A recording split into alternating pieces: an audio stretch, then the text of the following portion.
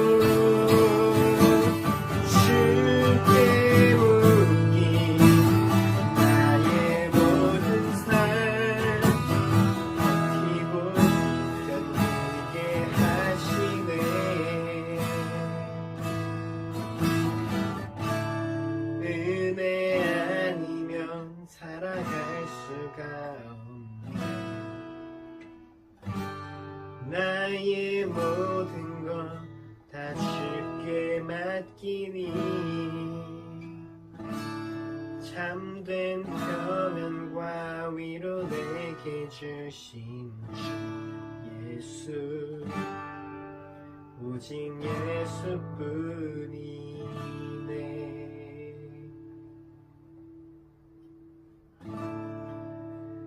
이 시간에 잠깐 예배를 위해서 함께 같이 기도했으면 좋겠습니다. 정말 세상이 주는 위로, 세상이 주는 기쁨, 그런 것이 없어도 정말 제 마음에 참 평안을 주시는 분이 주님이시기에 그것으로 만족할 수 있음을 고백합니다. 주님의 크신 계획을 우리가 다 알 수도 없고 그 그저 눈앞의 작은 일들에 오늘도 지쳐하고 힘들어하지만 그럼에도 우리를 붙드시는 그 주님을 의지합니다. 그 신실하신 주님을 우리가 의지하며 끝까지 걸어갈 수 있도록 도와주세요. 잠깐 함께 예배를 위해서 함께 같이 기도하시겠습니다. 기도드리겠습니다. 하나님 아버지 감사합니다. 주님 우리를 불러주신 그 계획과 그 모든 뜻을 다 알지도 못합니다. 주님 알 수 없고 오늘도 눈앞의 작은 일들에 넘어지며 괴로워하고 신음하는 우리들입니다. 그러나 주님 우리를 붙드시는 그 주님을 바라보니 주님을 인도해 주시옵소서. 우리는 오늘도 연약한 자들입니다. 넘어진 자들입니다. 주님 우리 주인 되어 주셔서 모든 주님 우리 고민들과 걱정들 주님한테 내려놓고 나아갈 수 있도록 주님 도와주세요. 우리 참 평안을 주시는 그 예수 그리스도를 바라보고 예수 그리스도를 찬양합니다. 주님 신실하신 주님 신뢰하며 나아가겠습니다.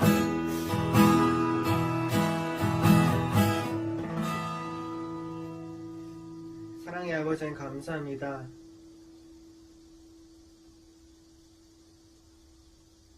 크신 계획 우리의 이 작은 생각들로는 다 알 수도 없고 다 이해할 수도 없지만 한 걸음 한 걸음 우리를 인도하시는 그 주님을 바라보며 신뢰하며 걸어갑니다. 우리 이 작은 믿음을 받아주시고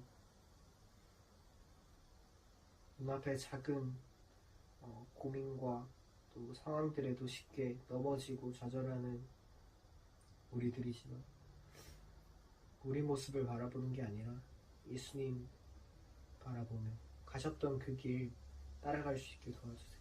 감사드리고 예수님의 이름으로 기도드립니다. 아멘. 함께 사도신경으로 우리 이 신앙을 고백하시겠습니다. 나는 전능하신 아버지 하나님 천지의 창조주를 믿습니다. 나는 그의 유일하신 아들 우리 주 예수 그리스도를 믿습니다.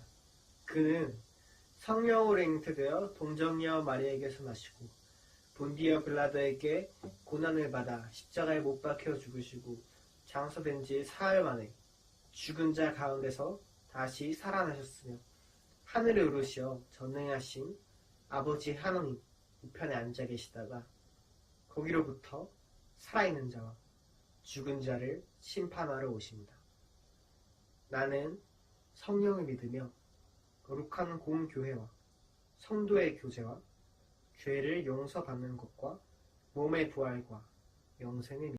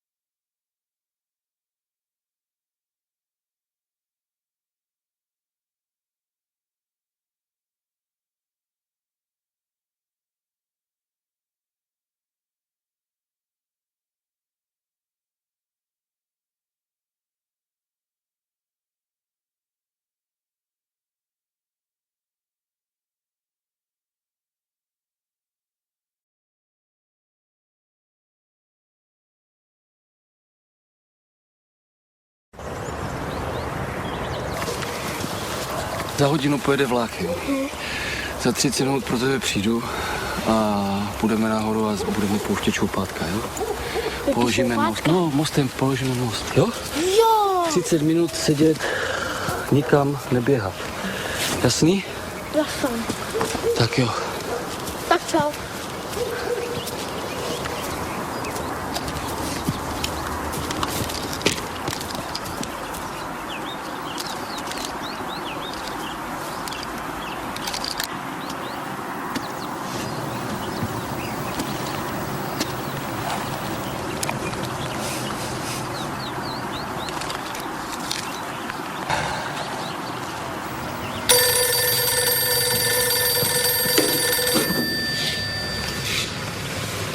Jo, jasně. Už ho vidím, ten tvůj samovar. Jo, ahoj.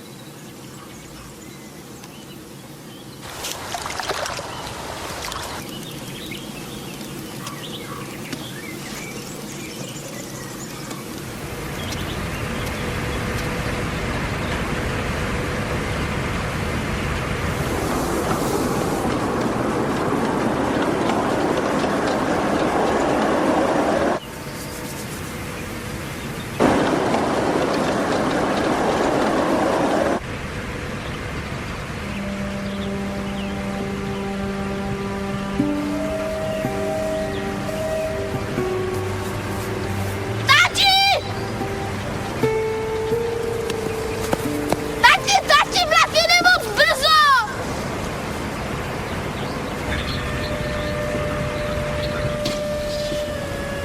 Tati, ten vlak jede moc brzo!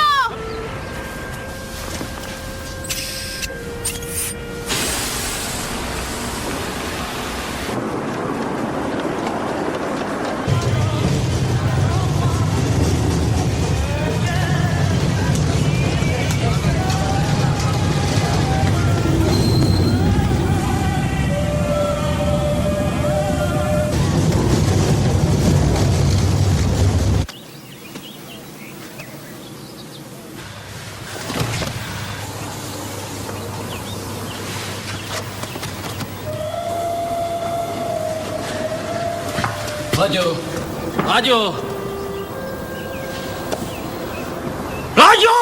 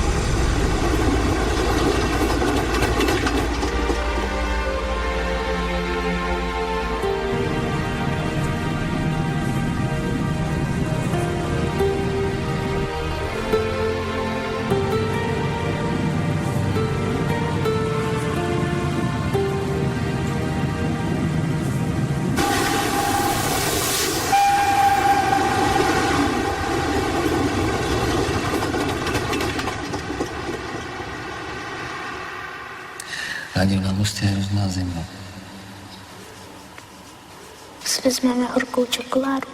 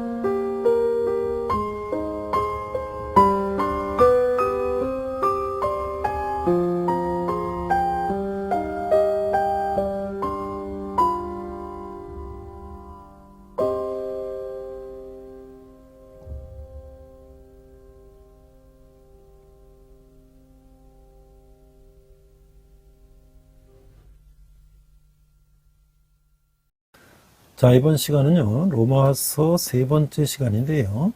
하나님께서 구원을 예비하신 로마서 3장 21절에서 5장 21절까지 성자 예수님에 대한 우리가 그 부분을 사도 바울의 교리적인 부분에 지난 우리가 첫 번째로 성부 하나님의 진노하심, 하나님께서 구원을 예비하신 성자 예수님에 관한 말씀을 나누고자 합니다.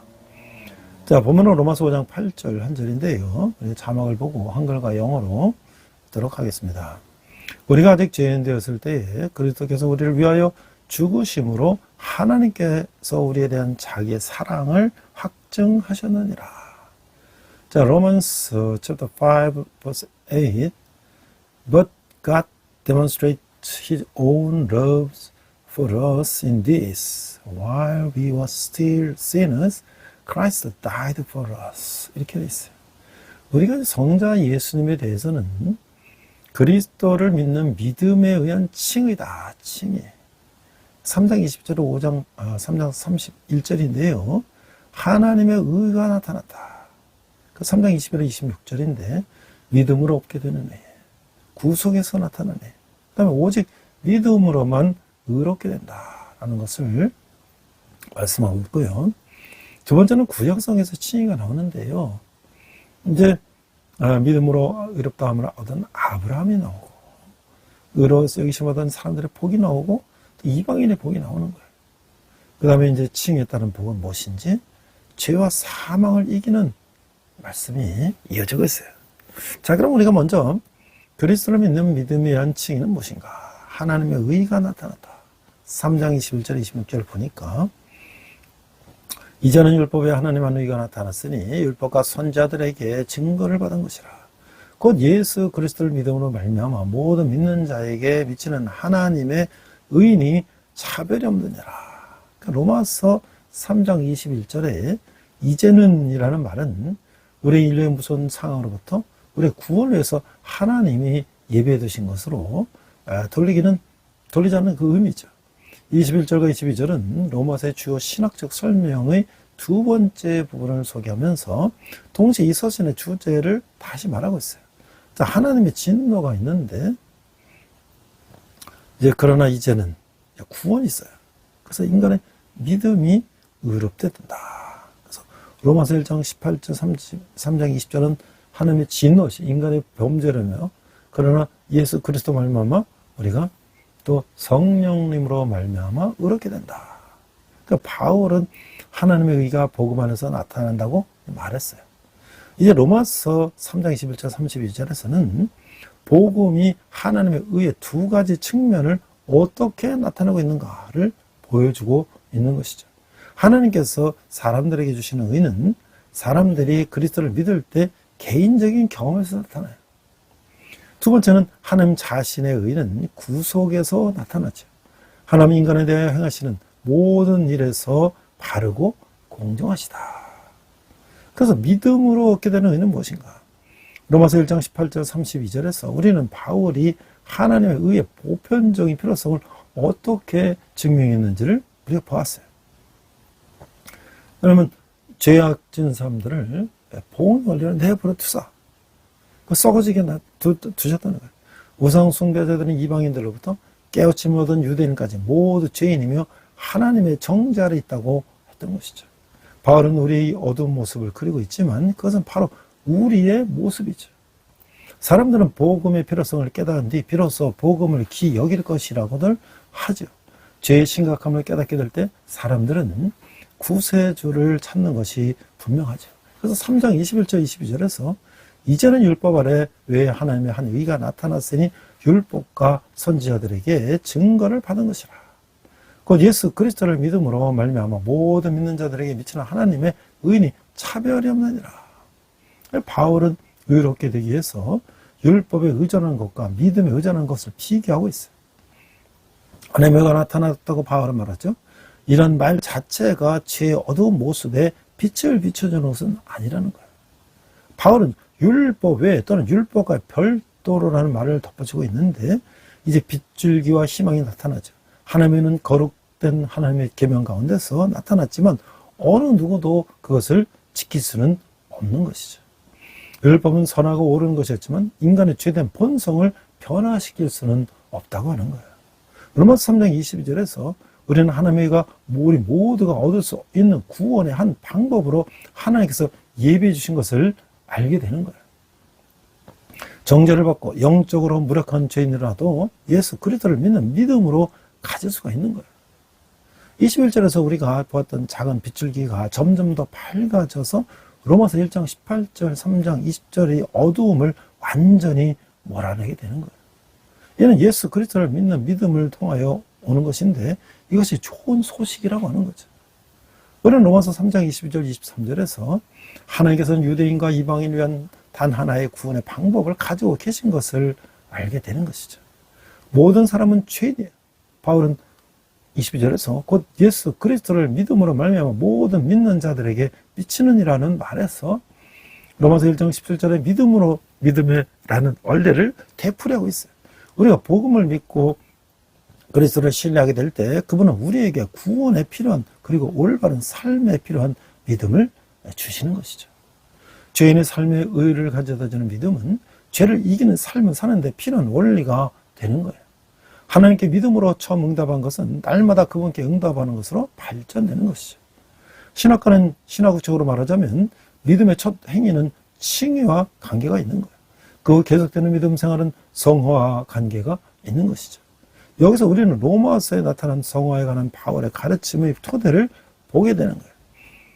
하나님의 믿음의 말씀에 매일 응답하는 믿음의 생활은 신자들을 점차 죄와는 더욱더 멀어지게 하는 것이죠.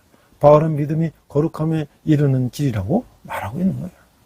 그래서 하나님의 의와 방법은 로마 3장 20절 22절에 보면 근원은 하나님이시고 율법과는 별도로 그런 율법의 증거를 받아서 죄 특성은 예수 그리스도를 신뢰함으로써 조건은 그리스도를 믿는 것이고 범인은 모든 사람에게 이 범인 선정 이유는 차별 없이 선물은 뭐예요? 하나님의 의, 하나님의 관계가 회복된다라고 하는 거예요. 그래서 23절에 모든 사람이 죄를 범했으면 하나님의 영광에 이르지 못하다니 이 로마서 3장 23절은 이 서신의 첫 단락을 요약한 것인데 모든 사람들이 죄인이라는 것이 증명됐어요. 예고자는 한 사람이 모두 죄인이라는 것이죠. 3장에서 그런 말을 하는 것은 3장 22절 23절을 여기 대비해서 찾아볼 수 있는데 이 중요한 행위는 계속되는 결과고 믿음의 의의가 믿음으로 죄는 하나님의 영광에 이르지 못하게 된다. 우리는 이미 로마서 1장 18절에서 32절에서 죄가 어떻게 지속적인 영적으로 하나 연약함으로 이끌어가는가를 보았어요. 이 타락시키는 죄의 세력 때문에 사람들은 점점 더 죄악 속으로 빠져들었던 것이죠. 제가 어느 동성애자의 양심 고백이라는 걸 통해서 얼마나 사람들이 타락 속으로 늪으로 빠져들어가는 걸 우리가 확인할 수 있었죠. 그래서 구속에서 나타나는 의를 보니까 24절 그리스도 예수 안에 있는 속량으로 말미암아 하나님의 은혜로 값없이 의롭다 하심을 얻은 자 되었느니라.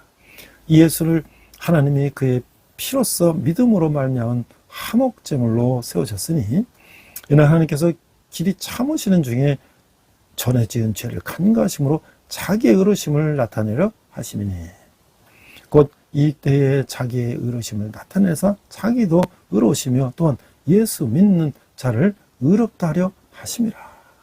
그러니까 칭의는 법률용어예요. 그래서 딜레마가 있는데 첫 번째 딜레마는 우리 문제는 우리 모두 하나님의 법을 범했다는 거예요.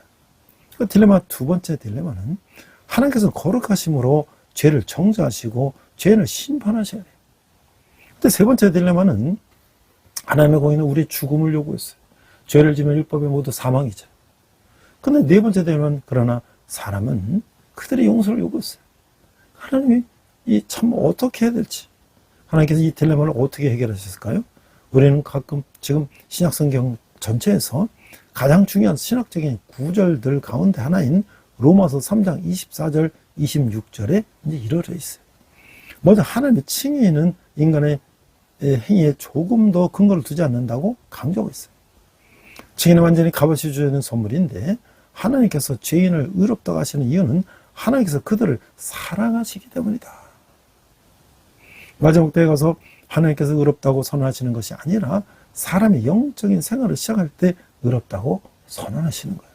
그러므로 사람의 의와 의 근원은 사람이 노력을 해주는 어떤 것도 알 수 없죠. 그것은 하나님의 은혜인 것이죠. 그러므로 자신이 구세주를 믿는 그 순간 하나님께서 그 사람을 의롭다고 선언하신 것을 이해하는 것이 중요하다는 거예요. 로마서 3장 24절 25절의 두 단어가 하나님께서 죄의 문제를 어떻게 해결하시는가를 설명해 줬어요. 그 바로 구속, 리뎀션, 구속이라는 게 어레스트, 체포하는 게 아니라 값을 치르고 대신 죄를 이제 용서해 주는 거예요. 그래서 바로 화목제물, 프로피테이션, 이 하나님께 죄를 졌을 때 이 유대인들은 짐승을 잡아서 내가 죽어야 되는데 나를 대신해서 하나님께 화목, 용서를 비는 그런 화목을 비는 제물로 드렸다는 거죠. 그래서 구속이라는 이 리뎀션이라는 용어는 노예 시장에서 사용하는 용어예요. 구속이란 노예를 사서 속박에서 풀어주고 자유롭게 해주는 행위라는 것이죠. 화목제물이라는 단어는 이미 저지른 잘못에 대해 덮음의 의미와 달램 혹은 만족의 의미가 있는 것이죠. 공의는 사람에게 사형 선고를 내릴 것을 요구하죠. 그러나 하나님은 자신이 우리의 형벌을 대신 받아서 공의를 만족시켰던 것이죠. 성자 하나님께서 우리를 대신해서 죽으셨어요. 그의 의가 그를 주로 영접하는 모든 사람들의 빚을 청산해 주셨어요. 화목제물이란 말은 구약 성경의 희생제사 그리고 특별히 정막의 지성소에 있는 언약궤를 덮고 있는 속죄소를 상기시켜 주는 거예요. 이 단어는 히브리서에서는 속죄소로 번역되어 있는데 히브리서는 속죄소에서 일어나는 일이 어떻게 우리가 예수 그리스도의 죽음으로 인하여 하나님과 만나고 하나님의 자비를 받을 수 있게 되는지를 묘사한 것이죠. 그래서 구원의 딜레마의 해결은 로마 3장 24절에서 26절에 보니까 방법은 예수 그리스도의 구속을 통해서 화목제물을 통해서 받는 법은 값없이 그리스도의 피를 믿는 믿음으로 이유는 하나님의 은혜로 결과는 의롭게 됐다. 자, 그래서 두 번째 오직 믿음으로만 의롭게 된다. 3장 20절 31절인데 로마서 3장 20절에서 31절에서는 바울이 로마서에서 이제까지 설명한 모든 것들의 논리적인 결론에 이르게 되는 거예요. 3장 27절 그런즉 자랑할 때가 어디냐? 있을 수가 없느니라. 무슨 법으로냐? 행위로냐? 아니라 오직 믿음이 법이로니라. 그러므로 사람이 의롭다 하심을 얻는 것은 율법의 행위에 있지 않고 믿음으로 되는 줄 너희가 인정하노라. 하나님 답은 유대인의 하나님이시냐? 또한 이방인의 하나님 아니시냐? 진실로 이방인의 하나님도 되시느니라. 30절 할례자도 믿음으로 말미암아 또한 무할례자 믿음으로 말미암아 의롭다 하실 하나님은 한 분이시니 그런즉 우리가 믿음으로 말미암아 율법을 파괴하느냐? 그럴 수 없느니라. 도리어 율법을 굳게 세우느니라. 그래서 이제 구약에서의 칭의가 나오는데요. 4장 1절에서 25절 보면 믿음으로 의롭다함을 얻은 아브라함을 얘기하고 있어요. 그러니까 우리가 어떤 행위로 구원을 얻는 것이 아니라 의롭다함을 하나님 관계가 회복되는 것이 아니라 오직 믿음이라는 것을 구약시대에 벌써 아브라함이 그 본을 보였다는 거예요. 바울은 유대민족의 조상인 아브라함을 지적하여서 그의 행위가 아니라 믿음에 의해서 의롭다 했다는 것을 보여주고 있어요. 그 아브라함의 믿음과 그로 발명한 언약을 보니까 1절 그런즉 육신으로 우리 조상인 아브라함이 무엇을 얻었다래요. 만일 아브라함이 행위로서 의롭다 하심을 받았으면 자랑할 것이 있으려니와 하나님 앞에서는 없느니라. 성경이 무엇을 말하느냐? 아브라함이 하나님을 믿음에 그것이 그에게 의로 여겨진 바 되었느니라. 일하는 자에게는 그 삭시 은혜로 여겨지지 아니하고 보수로 여겨지거니와 이를 아니할지라도 경건하지 않은 자는 의롭다 하시는 이를 믿는 자에게는 그의 믿음을 의로 여기시나니. 그래서 의로 여기심을 받은 사람의 복이다. 4장 6절에서 8절을 보니까 죄를 인정하지 않는다는 것은 의롭다고 여기는 것과 같다는 거예요. 하나님은 그리스도를 믿는 죄인을 마치 그가 죄를 범하지 않은 것처럼 대하시는 거예요. 일할 것이 없이 하나님께서 여기심을 받는 사람의 복에 대하여 다윗이 말한 바 불법이 사함을 받고 죄가 가려짐을 받는 사람들은 복이 있고 주께서 그 죄를 인정하지 아니할 사람은 복이 있다 함과 같으니라. 그래서 이방인의 의가 나타나게 되는데요. 아브라함 할례를 받기 전에 의롭다함을 얻었어요. 그러므로 그는 동일한 믿음을 가진 모든 무할례자, 그 이방인들의 영적인 조상이 되었어요. 그러고 그는 할례를 받았기 때문에 그 믿었던 방법으로 믿는 모든 할례자가 유대인의 영적인 조상이 되어가죠. 그러면 할례를 받았던가 받지 않았던가는 칭에 관한 한 중요하지 않다는 거야. 이 아브라함은 할례라고 하는 유대인의 선민의식을 나타내는 할례라는 것이 있기 전에 의롭다 칭을 받은 거예요. 그러니까 모든 민족의 조상이 됐고요. 영적인 조상이 됐고요. 또 할례를 받고 났기 때문에 그 후에는 유대인이 또 조상된다는 거죠. 로마서 4장 22절 25절에서 그러므로 그것이 그에게 의로 여겨졌느니라. 그에게 의로 여겨졌다 기록된 것은 아브라함만이 한 것이 아니요 의로 여기심을 받을 우리도 위함이니 곧 예수 우리 주를 죽은 자 가운데서 살리신 이를 믿는 자니라. 예수는 우리가 범죄한 것 때문에 내줌이 되고 또한 우리를 의롭다 하시기 위하여 살아나셨느니라. 바울은 아브라함의 믿음의 본을 예수 그리스도와 우리의 관계에서 적용시키고 있어요. 아브라함의 믿음이 그를 이렇게 여기게 해주었어요. 20절, 25절은 하나님 믿는 우리의 믿음이 반드시 담고 있어야 할 세 가지를 보여주고 있어요. 첫 번째 뭐냐면 예수님을 우리의 주님으로 받아들여야 된다. 두 번째는 하나님께서 예수님을 보내시어 우리 죄 때문에 십자가에 못 박히게 하셨다는 것을 믿는다. 세 번째는 하나님께서 예수님 안에서 우리에게 새 생명, 의로운 삶과 하나님과의 바른 관계를 주시기 위해서 그분을 살리셨음을 믿는다. 자, 그래서 칭했다는 복이 있는데 5장 1절에 11절을 보니까 바울은 하나님의 의의 방법을 입증했어요.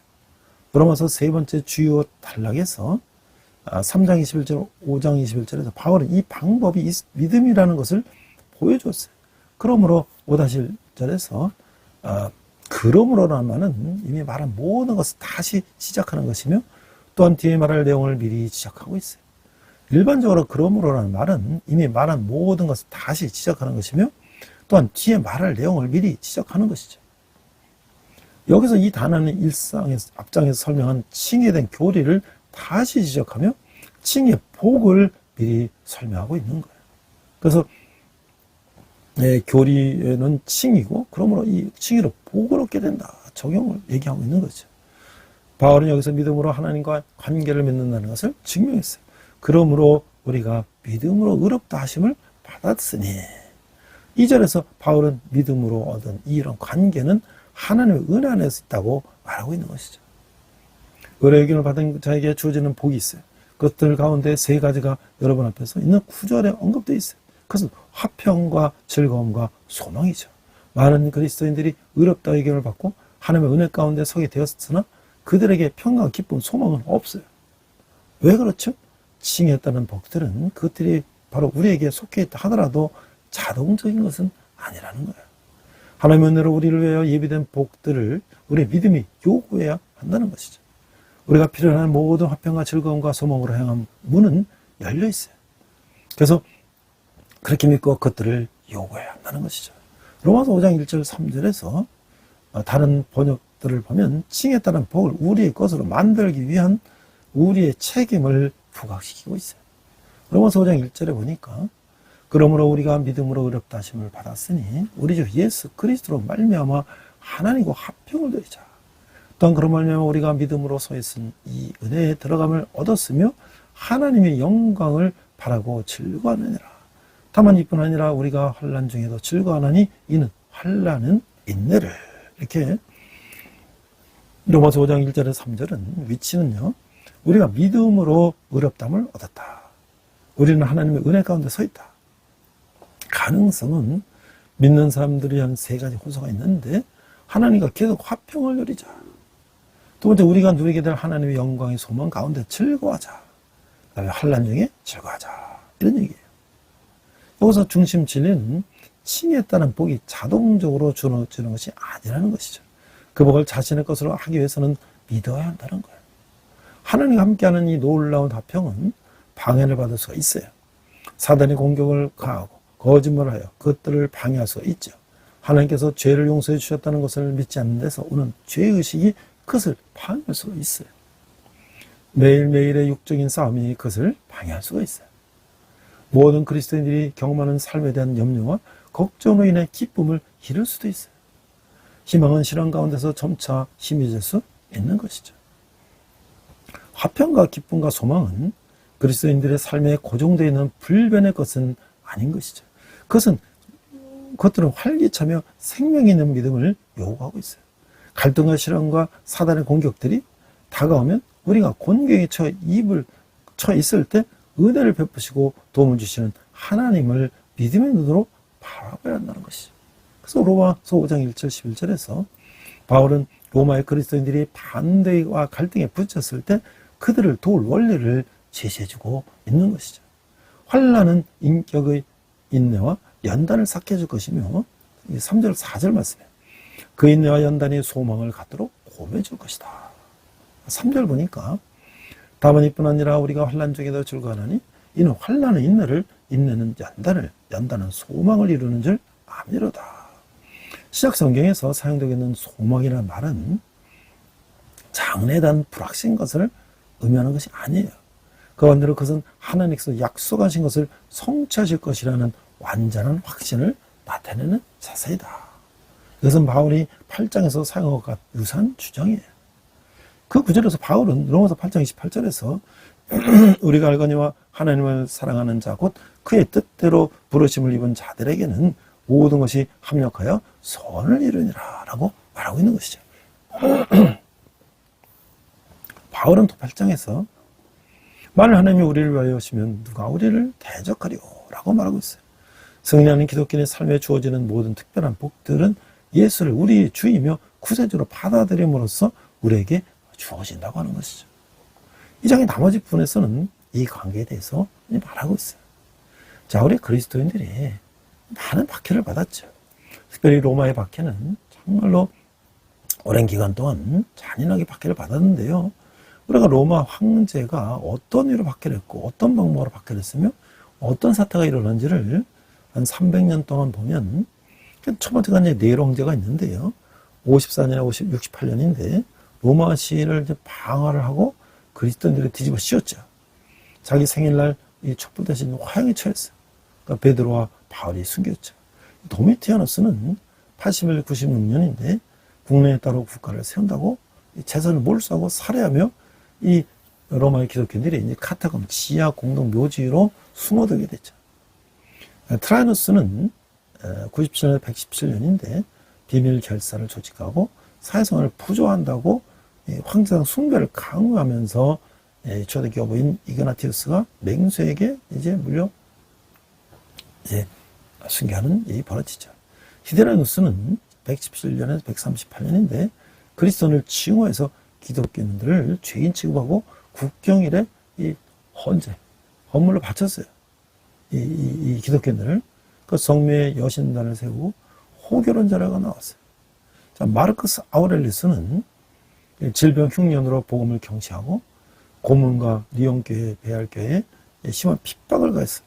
유스티나스와 폴리캅이 순교했죠. septimus 세베루스는 포강 구도하고 입교 금지 칙령을 내렸으며 이레네스나 오리겐이 순교했다. 막시메누스는 지진 사고로 또 이 유형을 보냈고 두 감독이 금강 노예로 갔어요. 니키오스는 기독교 때문에 가난하고 쇠락해진다고 재산을 몰수하고 악행을 했어요. 그래서 키프레노스가 도피하게 되고 바랄리아누스는 병과 흉년은 신이 노안가닥이라고 하면서 재산을 몰수하고 예배를 금지시켰어요. 키프레노스가 순교하게 됐고 그래서 디오클레티아누스는 부제 갈릴리스의 참소로 인해서 교회를 파괴하고 성경 교회 교인을 아주 불을 켜 죽였어요. 그러니까 니고메데아 회당이 파괴되고 성 가다리우스가 옥사는. 그런데 이 300년 후에 컨스탄틴 황제에 의해서 기독교가 공인되는 그런 300년간의 많은 기독교인들은 이 핍박과 이제 순교를 당했던 것이죠. 자, 근데 북한교도 마찬가지죠. 아마 이 2000년이 지난 오늘날 세계 최악의 기독교 박해국가가 북한인데, 북한은 8년째 기독교 박해가 1위 오명을 받았다. 오픈도 선교회가 2010년 기독교 박해 뉴스를 발표했는데, 탄압 심해진 이란이 2위에 올랐다는 거예요. 그 오픈도 선교 발견 2010년 기독교 박해 뉴스에 따른 모든 종교 활동을 금지하는 북한이 최고의 박해 국가로 꼽혔습니다. 사우디아라비아는 제치고 이란이 박해 국가 2위에 올랐다. 사우디와 이란 모두 이슬람 국교로 삼고 있는 나라지만 그전 저작부터 이란에서 기독교인을 체포하는 등 탄압이 거세진 것이 이유가 됐다. 사우디아라비아의 기독교인 박해는 달라진 것이 없으나 신앙으로 인해 살해당하거나 신체가 위협을 받았다는 보고가 없어 이란보다는 다소 나은 상황으로 파악됐다. 소말리아는 크리스찬들이 자유가 더 악화되면서 4위로 올라갔다. 소말리아에서는 지난 4월 국회에서 만장을 치러 이슬람법을 제정해 통과시켰으며 크리스찬들이 정부와 이슬람 민병대의 감시를 받는 등 신앙활동에 상당한 어려움을 겪고 있었다. 소수불가한 소말리아 크리스찬들은 극도로 위험한 여건 속에서도 비밀리에 신앙을 지켜가고 있는 것으로 알려지고 있다. 지금 북한에서는 원래 예배드리다 붙잡히면 정점 수용소에 들어가고 거기서 온갖 노동과 질병과 굶주림에 시달리다 결국은 이제 생체 실험으로 들어가서 죽는 그런 가운데도 그들은 하나님을 예배하고 목숨을 걸고 이제 주님을 찾고 있는 것이죠. 자, 이제 우리가 그런 우리 동포들이 하나님께서 어떻게 그들에게 구세주가 되실 것인가. 자, 죄와 사망을 이기는 것이 5장 12절 21절인데요. 자, 아담과 그리스도가 비교되고 있어요. 12절 그러므로 한 사람으로 말미암아 죄가 세상에 들어오고 죄로 말미암아 사망에 들어왔나니 이와 같이 모든 사람이 죄를 지었으므로 사망이 모든 사람에게 이르느니라. 제가 율법이 있기 전에도 세상에 있었으나 율법이 없었을 때에는 죄를 죄로 여기지 아니하였느니라. 그러므로 아담으로부터 모세까지 아담의 범죄와 같은 죄를 짓지 아니한 자들까지도 사망이 왕노릇하였나니 아담은 오실 자의 모형이라. 로마서 5장 12절에서 22절은 하나님의 의가 나타남이라는 바울의 주제 전개에 있어서 이 전환 구절이에요. 이제까지 바울은 하나님의 의와 그것이 사람에게 주어지는 것, 즉 칭의에 관해 다뤘어요. 바울은 이제 그 주제에 다른 면, 즉 일상생활에서의 그리스도인들의 행동을 보다 더 향상하도록 하는 하나님의 의, 즉 성화에 눈을 돌리고 있는 거예요. 다시금 믿음으로 믿음에 이르는 원리가 이 태도가 되고 있어요. 칭의는 믿음이란 중요한 행위와 관련이 있죠. 이제 바울은 인간이 그런 말미암아 죄의 세력에서 구원을 받을 수 있는 계속되는 살아있는 믿음, 즉 성화에 관심을 두고 있는 것이죠. 12절에서 22절에 21절에서 바울은 아담과 그리스도를 대조시키고 있어요. 여기서 대조는 오직 아담과 그리스도인의 대조만 아니죠.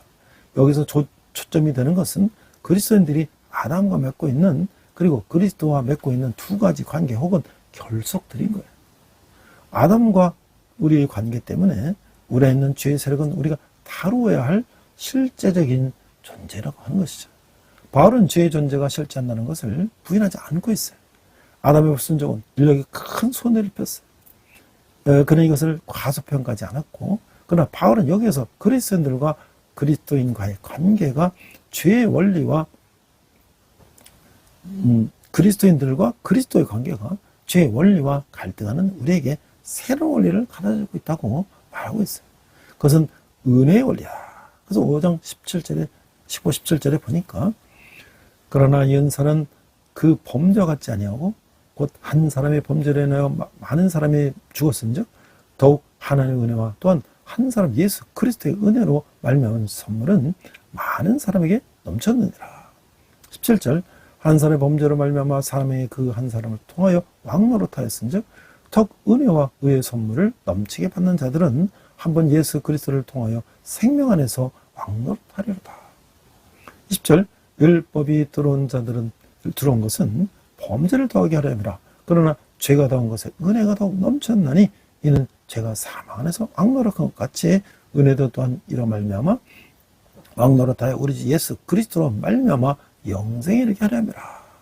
자, 이 구절이 강조가 있는 것은 예수 그리스도 안에서 하나님의 계획은 아담과 우리와의 관계에 관련된 문제들을 충분히 처리해줄 뿐만 아니라 그 이상의 일을 한다는 거예요. 그리스도의 관계를 맺음으로 얻는 유익은 죄를 충분히 극복하게 해주고도 남는다는 것이죠. 은혜나 하나님의 은혜라는 말이 언급되어 있는 구절들을 우리가 다시 읽어보면 좋겠죠. 여기서 그리스도와 아담의 비교는 죄에 대한 은혜의 승리를 보여주고 있어요. 이것이 이 구절에서 강조되는 점이죠.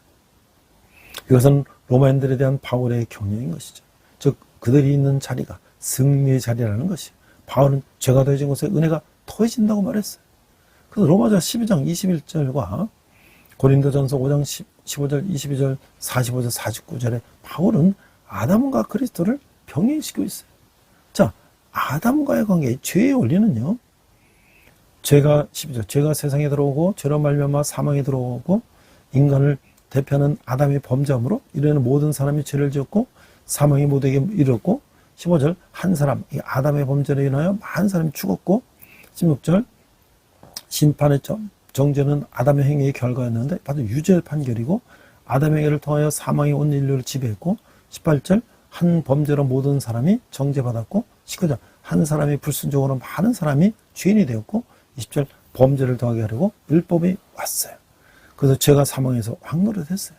그런데 예수 그리스도 말미암아 이제 은혜의 원리가 왔어요. 15절, 더욱 하나님의 은혜와 한 사람의 예수 그리스도의 은혜로 말미암은 선물이 많은 사람이 넘쳤다. 많은 사람에도 불구하고 값없는 은사로 의롭다 하심에 이르렀다. 17절, 더욱 은혜와 의의 선물을 넘치게 받는 자들이 한 번 예수 그리스도로 말미암아 생명 안에서 왕노할 것이다. 18절, 의한 행동으로 말미암아 많은 사람이 의롭다 하심을 받아 생명에 이르렀다. 19절, 한 사람이 순종하심으로 많은 사람이 의인이 될 것이다. 20절, 은혜가 더욱 넘쳤다. 21절, 은혜가 의로 말미암아 왕노릇하여 우리 주 예수 그리스도를 말미암아 영생에 이르게 한다. 자, 이 두 구절들은 아담의 죄를 범했을 때 인류를 대표하고 있다는 생각을 증언하고 있어요. 아담과의 관계는 필연적인 연대이죠. 선택이 한 것이 아니라 선천적인 것이죠. 그러나 그리스도와의 관계는 사람이 그리스도의 구속의 역사를 믿음으로 응답하는 것에 따라 이루어지는 잠재적인 연대라고 하는 거예요. 우리 다음 주는 이제 이 성화에 대해서 나눈 거예요. 로마서 7장 22절 25절 보면 내 속사람으로는 하나의 법을 즐거워하되 내 지체 속에서 한 다른 법이 내 마음의 법과 싸워 내 지체 속에 있는 죄의 법으로 나를 사로잡는 것을 버린다다. 오라 나는 공고한 사람이로다. 이 사망의 몸에서 누가 나를 건져내리라. 우리 주 예수 그리스도를 말미암아 하나님께서 감사하리라. 그런즉 내 자신이 마음으로는 하나님의 법을 육신으로는 죄의 법을 섬기더라 라고 사도 바울은 고백하고 있어요. 그래서 결국 로마서 8장 11절에서 이 성령을 소개하고 있어요. 8장 11절에 보니까 예수를 죽은 자 가운데서 살리시는 영이 너희 안에 거하시니라. 그리스도 예수를 죽은 자 가운데서 살리시니까 너희 안에 거하시는 그의 영으로 말미암아 너희 죽을 몸도 살리시리라. 우리는 이제 성부 하나님에 대해서 우리가 지난주에 우리 인간이 죄를 짓고 우리가 죄악 가운데 있을 때 남자가 남자로 하고 여자가 여자로 하고 그 2000년 전에도 그런 동성애와 그런 것이 있었다는 거예요. 그런데 그것이 2000년 지난 지금도 이 땅에 그런 사람들이 있는 것이죠. 우리 하나님의 형상대로 인간을 지으셨는데 인간이 그런 범죄와 죄악 속에 이 탐욕과 이 범죄 속에 있기 때문에 그것을 그냥 내버려 두셨어요. 왜냐면 우리가 정말 하다 안 되면 우리가 포기하죠. 그래서 그들은 그 죄악을 짓고 그렇게 살고 있었어요. 그러나 하나님께서 이제 성부 하나님의 그 진노 후에 계속 그것을 그대로 보실 수가 없었어요.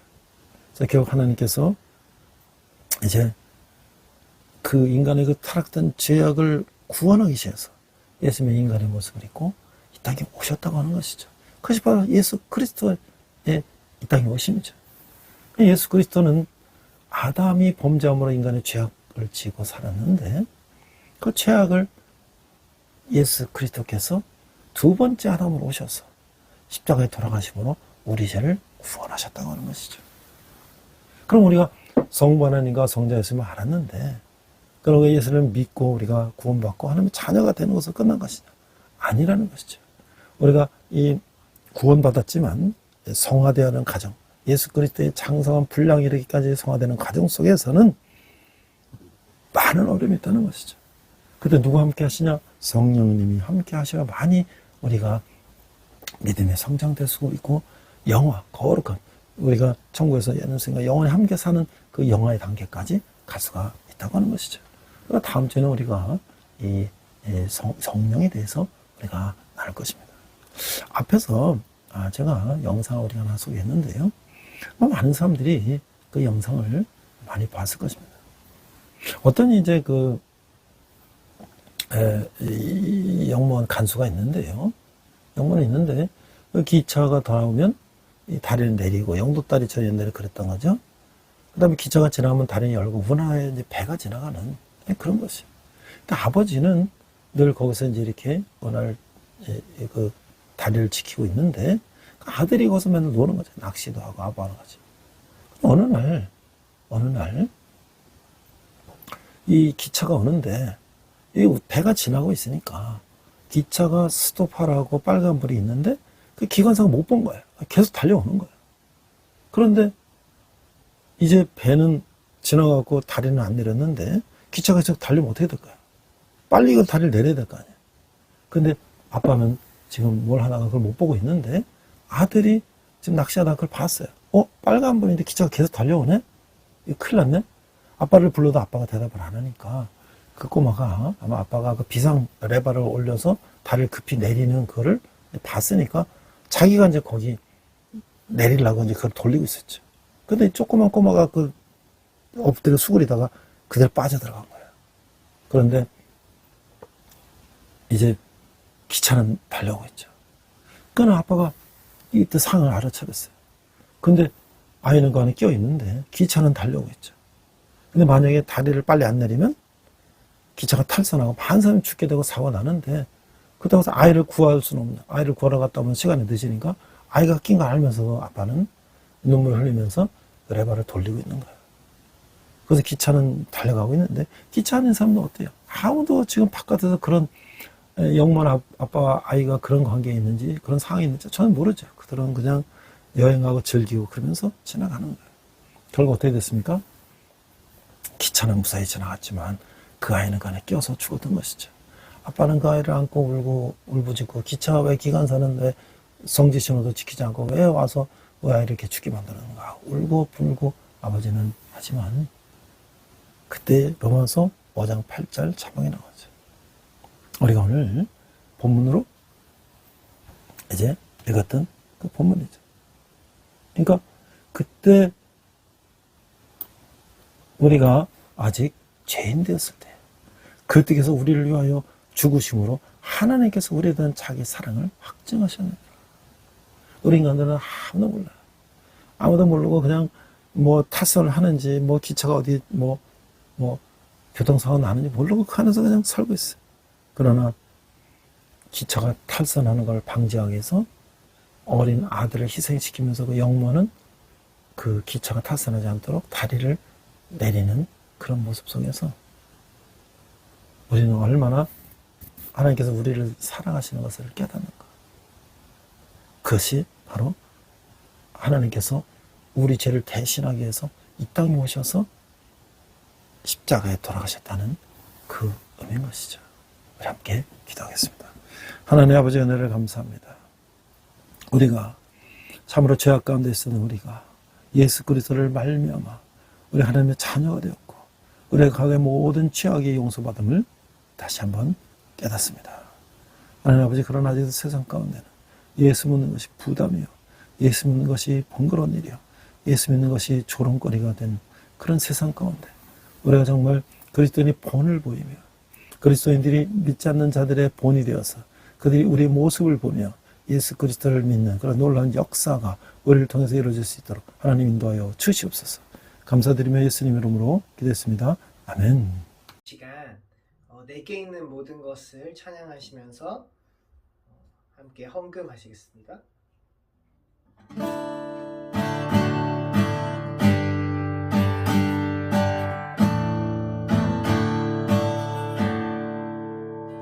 내게 있는 모든 것을 아낌없이 드리네.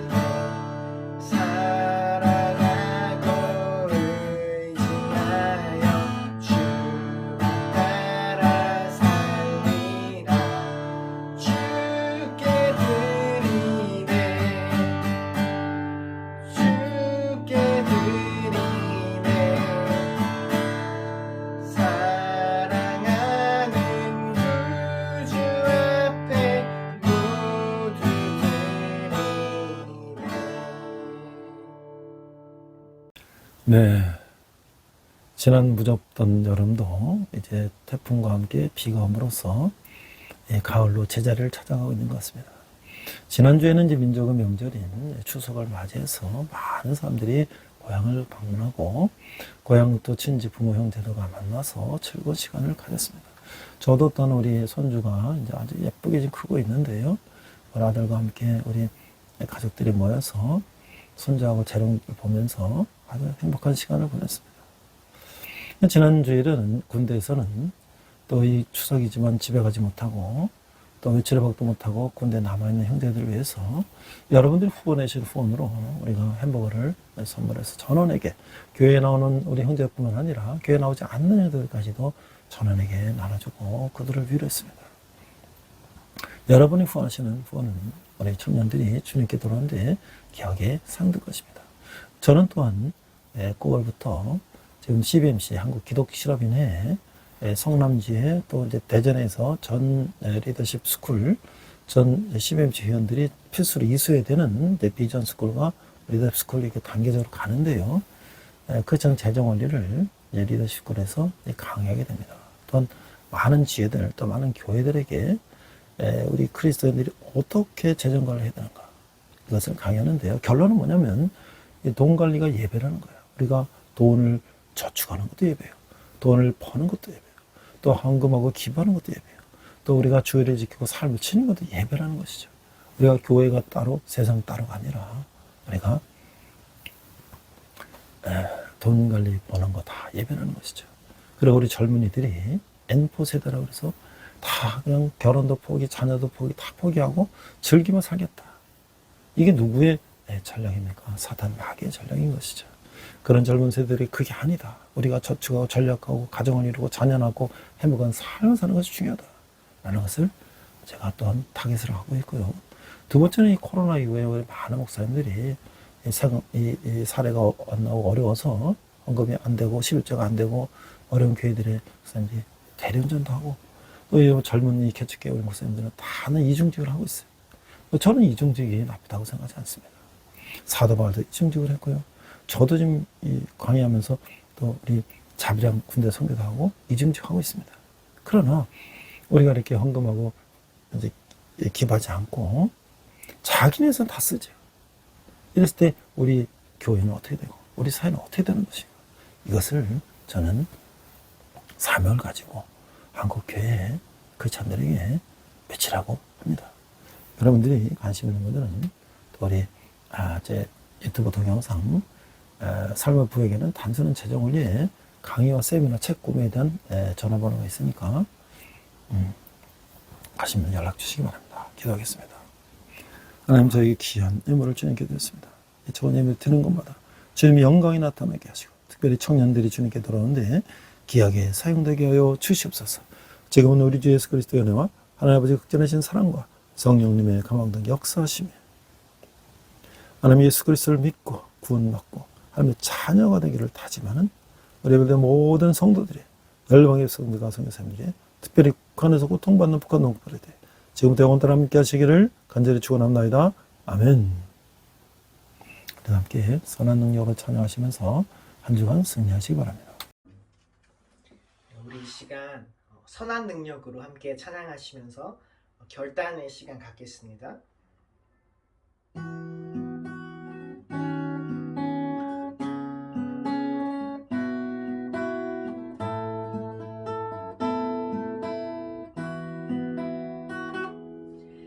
선한 힘에 고요히 감싸여 그 놀라운 평화를 누리며 나 그대들과 함께 걸어가네. 나 그대들과 하늘을 여네. 지나가 너무 어둠의 날들이 무겁게 내 영혼 짓눌러도 오 주여 우릴 외면치 마시고 약속의 구원을 이루소서. 그 선한 힘이 우릴 감싸시니 믿음으로 일어날 일 기대하네. 주 언제나 우리와 함께 계셔. 하루 또 하루가 늘 새로워. 주께서 밝히신 작은 촛불이 어둠을 헤치고 타오르네. 그 빛에 우리 모두 하나 되어 온 누리에 비추게 하소서. 그 선한 힘이 우릴 감싸시니 믿음으로 일어날 일 기대하네. 주 언제나 우리와 함께 계셔. 하루 또 하루가 늘 새로워. 이 고요함이 깊이 번져갈 때